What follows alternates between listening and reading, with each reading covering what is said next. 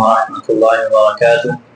الحمد لله رب العالمين والصلاة والسلام على سيد الأنبياء والمرسلين نبينا محمد وعلى آله وصحبه أجمعين. أما بعد، قال النبي صلى الله عليه وسلم: الإسلام أن تشهد أن لا إله إلا الله وأن محمدا رسول الله وتقيم الصلاة وتؤتي الزكاة وتصوم رمضان. اللہ سبحانہ وتعالیٰ آپ سب پر اپنی رحمتوں اور برکتوں کا نزول فرمائے اور آپ سب کی مغفرت فرمائے اور ہم سب کو وہ کام کرنے کی توفیق دے جو کام اللہ کی رضا کا سبب ہیں، اور ان کاموں سے اللہ ہمیں دور رکھے جو اللہ کی ناراضگی اور غضب کا سبب ہے۔ اسلام کے ارکان میں سے ہم 3 رکن کے تعلق سے مختصراً الحمدللہ چند باتیں پڑھ چکے تھے۔ ابھی جو اسلام کا چوتھا رکن ہے صوم، روزہ، انشاءاللہ اللہ سبحانہ وتعالی ہم سب کو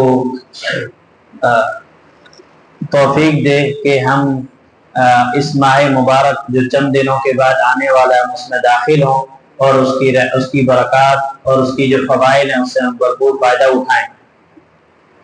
تو الصوم، اللہ کے نبی صلی اللہ علیہ وسلم فرمایا کہ چوتھا حج کا جو رکن ہے، اسلام کا جو رکن ہے وہ روزہ رکھنا۔ الصوم عربی زبان کا لفظ، اس کا معنی ہوتا ہے الامساک، یعنی رک جانا، روک لینا یا رکنا۔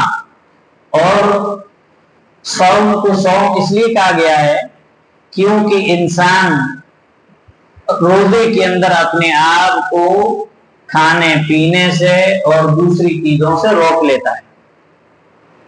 اور اصطلاحی اور شرعی معنی میں علماء نے کہا کہ اس کی تعریف ہے التعبد للہ سبحانہ وتعالی، کہ اللہ سبحانہ وتعالی کی عبادت کرنا بالامساک عن الاکل والشرب وصائر المفطرات من طلوع الفجر الى غروب الشمس۔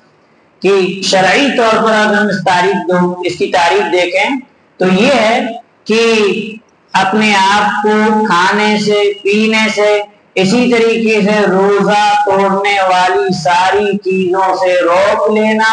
کب سے کب تک؟ فجر کے طلوع ہونے سے لے کر سورج کے غروب ہونے تک، اس کو روزہ کہتے ہیں۔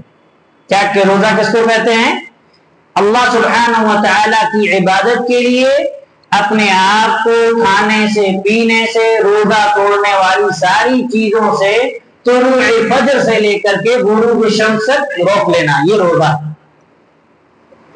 اور روزے کی قسمیں ہیں، ایک روزہ واجب فرض ہے، ایک نفل ہے۔ پھر واجب میں بھی 2 قسمیں ہیں، ایک وہ واجب ہے جس کو اللہ تعالیٰ نے واجب کیا، جیسے رمضان کے روزے۔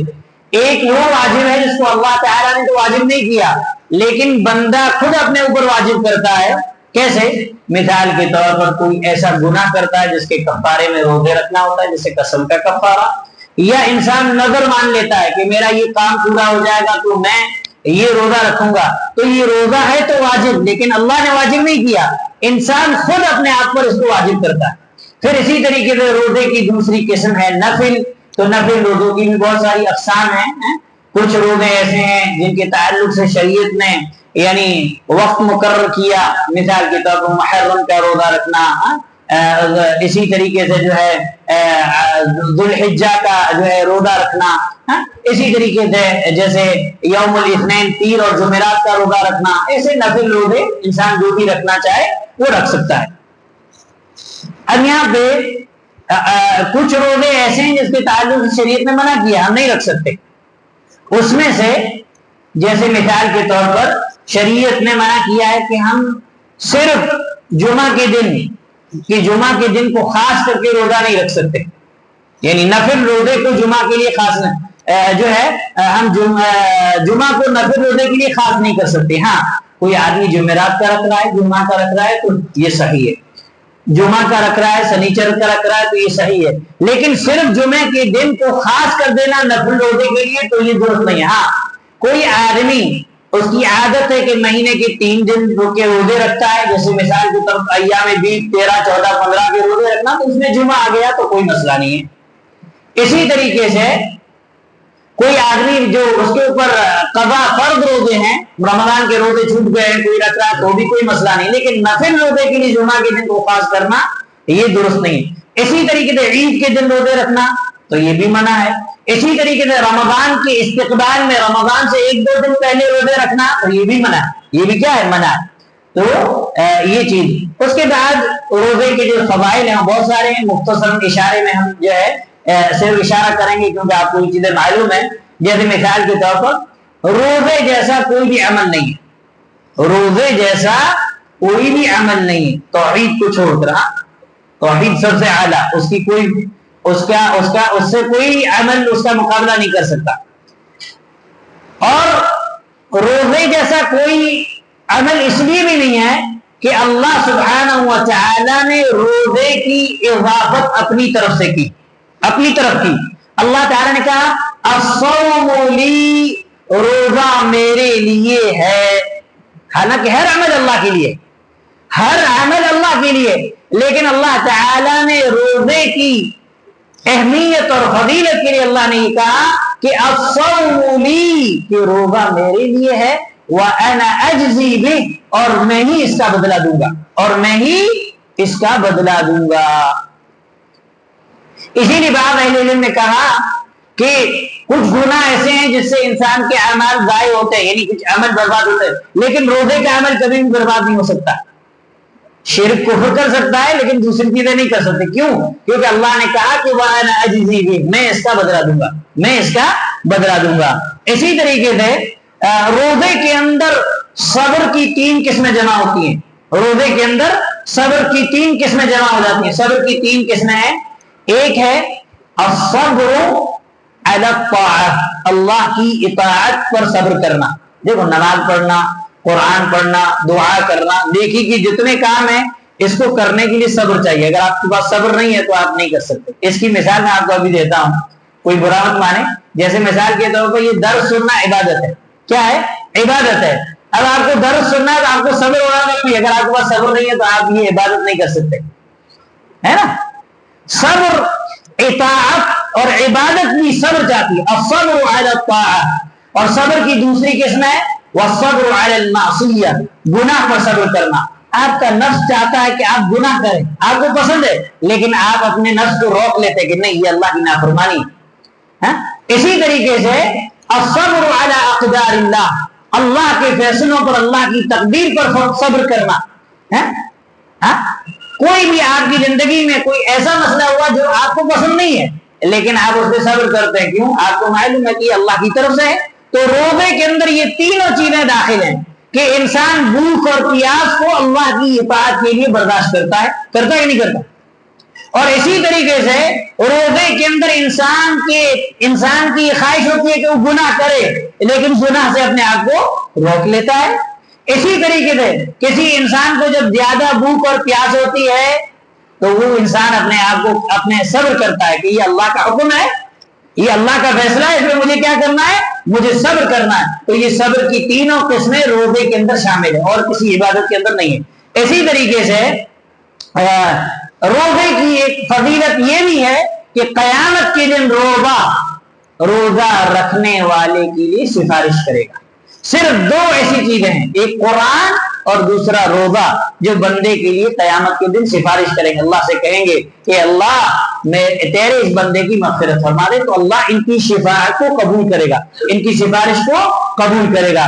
اسی طریقے سے روزہ ایک ان اعمال میں سے ہے جن اعمال کے تعلق سے اللہ سبحانہ و تعالی نے مغفرت کا اور اجر عظیم، یعنی بہت زیادہ اجر کا اللہ سبحانہ و تعالی نے وعدہ کیا ہے۔ اسی طریقے سے روزہ گناہوں اور برائیوں کے کفارے کا سبب اور ذریعہ، جیسا کہ اللہ کے نبی صلی اللہ علیہ وسلم نے کہا کہ من صام رمضان ایمانا واحتسابا غفر له ما تقدم من ذنبه، کہ جس نے رمضان کے روزے رکھے ثواب کی نیت سے، ایمان کے رکھتے ہوئے اللہ سبحانہ و تعالیٰ پر، تو اس کے پہلے کے گناہ معاف ہو جاتے ہیں، پہلے کے گناہ معاف ہو جاتے ہیں۔ اور نفل روزے کے تعلق سے اللہ کے نبی صلی اللہ علیہ وسلم کیا فرمایا؟ صحیح بخاری کی روایت ہے کہ جس نے اللہ سبحانہ و تعالیٰ کی رضا کے لیے 1 دن کا روزہ رکھا، اللہ اس کے چہرے کو 70 سال کے لیے جہنم سے دور کر دیتا ہے۔ ایک نفلی روزہ ایک نفلی روزہ اتنا اجر ہے کہ اللہ سبحانہ و تعالی اس ایک نفلی روزے کے ذریعے سے اس چہرے کو اللہ تعالیٰ 70 سال کے لیے جہنم سے دور کر دیتا ہے کسی عمل کا اتنا اجر؟ یہ اللہ سبحانہ وتعالیٰ نے اتنا جو ہے اجر رکھا. اسی طریقے سے الصوم جنۃ وحصن من النار کہ روزہ جہنم سے ڈال کا ذریعہ ہے. صرف جہنم سے نہیں، گناہوں سے بھی.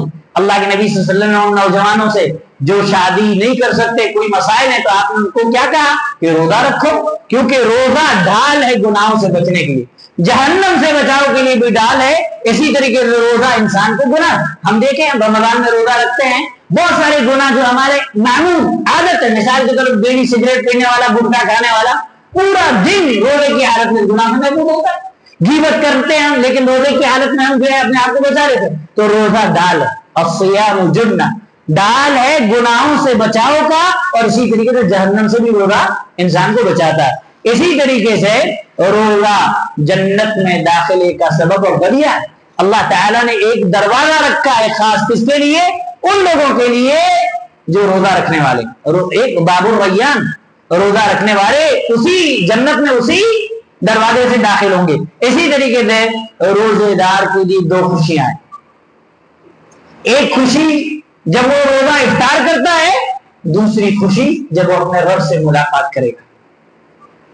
اسی طریقے سے روزے دار کی منہ کی بو اللہ سبحانہ و تعالی کی یہاں مسک کی روح سے بھی زیادہ پاکیزہ اور عمدہ ہے. آپ دیکھتے ہیں کہ انسان جب خالی پیٹ ہوتا ہے تو انسان کے معدے سے بدبو آتی ہے. ہم سوتے رہتے ہیں، صبح اٹھتے ہیں تو منہ سے بدبو کیوں آتی ہے؟ ہمارا معدہ خالی ہوتا ہے. اسی طریقے سے روزے میں جیسے جیسے ٹائم ہوتا جاتا ہے روزے دار کے منہ سے ایک بو آتی ہے، معدہ خالی ہونے کی وجہ سے. وہ بو اللہ سبحانہ و تعالیٰ کے یہاں مسک سے بھی پاکیزہ اور عمدہ ہے، جو کہ سب سے پاکیزہ خوشبو ہے یہ روزے کی. اسی طریقے سے روزہ جو ہے یہ یعنی جو دلوں کا حسد، میل، کچیل، بغض، ان کو اس کی صفائی کا ذریعہ ہے. اسی طریقے سے جو ہے روزہ جو ہے یعنی اللہ سبحانہ انسان کو اللہ سبحانہ و تعالیٰ کے قریب کر دیتا ہے. اسی طریقے سے روزے کی بہت ساری حکمتیں بھی ہیں کہ اللہ سبحانہ و تعالیٰ نے یہ روزے کیوں فرض کیے، وہ انشاءاللہ ہم پیر کے دن جو ہے اس کی ان چیزوں کو پڑھیں گے. کل میں نہیں رہوں گا تو درس نہیں ہو پائے گا. ہم اللہ سے دعا کرتے ہیں کہ اللہ سبحانہ و تعالیٰ جو رمضان کا مہینہ آ رہا ہے ہم کو عافیت اور سلامتی کے ساتھ اس مہینے میں داخل فرمائے. میرے بھائیو، یہ جو شعبان کا مہینہ ہے نا، یہ شعبان کا مہینہ رمضان کی تیاری کا مہینہ ہے. اللہ کے نبی یہ جو مہینہ اللہ کے نبی صلی اللہ علیہ وسلم پر اسامہ بن زید نے کہا، اے اللہ کے نبی صلی اللہ علیہ وسلم کیا بات ہے کہ آپ اس مہینے میں اتنے روزے رکھتے ہیں جو دوسرے مہینے میں روزے نہیں رکھتے؟ تو اللہ کے نبی صلی اللہ علیہ وسلم نے فرمایا کہ یہ مہینہ وہ ہے یغفل الناس عنہ بین رجب ورمضان، کہ یہ مہینہ وہ ہے جس سے لوگ غافل ہیں، کیونکہ یہ مہینہ رجب اور رمضان کے درمیان پڑا. رجب حرمت والا مہینہ ہے، رمضان فضیلت والا مہینہ ہے، تو لوگ شعبان کو بھول جاتے ہیں، اس طرف دھیان نہیں دیتے. پھر آپ نے فرمایا وَهُوَ شَهْرٌ تُرْفَعُ فِيهِ الْأَعْمَالُ إِلَى رَبِّ الْعَالَمِينَ، یہ وہ مہینہ ہے جس مہینے کے اندر اعمال اللہ کے یہاں پیش ہوتے ہیں.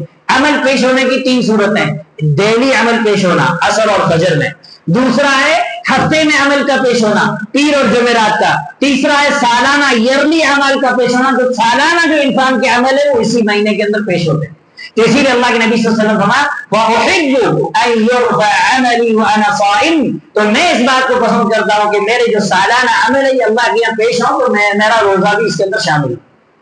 یہ شعبان کا مہینہ، اسی لیے سلمہ بن کوہیل کہتے ہیں کان یقال شہر شعبان شہر القراء، کہ شعبان کا مہینہ قاریوں کا مہینہ ہے. اسی لیے امام ابو بکر البلخی رحمہ اللہ بیان فرماتے تھے کہ شہر شعبان شہر الزرع، کہ شہر رجب شہر الزرع، کہ رجب کا مہینہ کھیتی کرنے کا مہینہ ہے.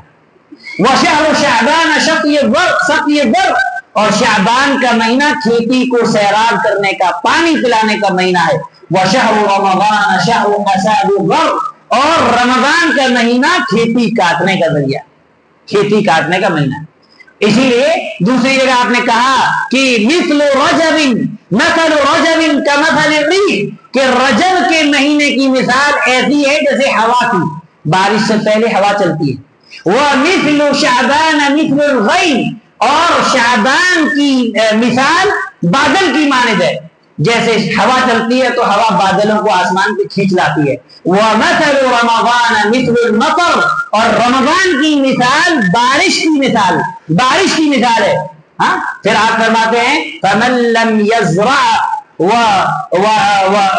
ويغرس في رجب، جس نے رجب کے درمیان کھیتی نہیں کی، فصل نہیں اگائی، اور ولم يسقي في شعبان، اور شعبان کے اندر پانی نہیں پلایا، تو رمضان کے اندر وہ کیا فصل کھاتے گا، وہ کیا کھیتی جو ہے کرے گا۔ اسی لیے میرے بھائیوں، یہ شعبان کا مہینہ رمضان کی تیاری کا مہینہ، اللہ تعالی ہم اس میں تیاری کریں گے تو اللہ ہم عافیت کے ساتھ ہمیں رمضان میں داخل کرے گا، اور رمضان میں ہمیں عبادت کرنے کی بھی توفیق دے گا۔ ہم اللہ سے دعا کرتے ہیں اللہ تعالی ہم سب کو عافیت اور سلامتی کے ساتھ رمضان میں داخل ہونے کی توفیق نصیب فرما۔ اے اللہ رمضان کے جو بھی فضائل اور اجر ہیں ان سارے فضائل و برکات سے ہمیں متفق فرما۔ اے اللہ سبحانہ و تعالی تو ہمیں رمضان میں اس حالت میں داخل فرما کہ ہم گناہوں سے پاک اور صاف ہوں، اور رمضان سے ہمیں اس حالت میں تو نکال کہ ہم گناہوں سے پاک اور صاف ہو کر کے جہنم سے آزادی کرنے والے لوگوں میں شامل ہو جائیں۔ وصلی اللہ علیہ وسلم وبارک علی نبینا محمد وعلی آلہ وصحبہ اجمعین ومن تبعهم بإحسان إلى يوم الدين۔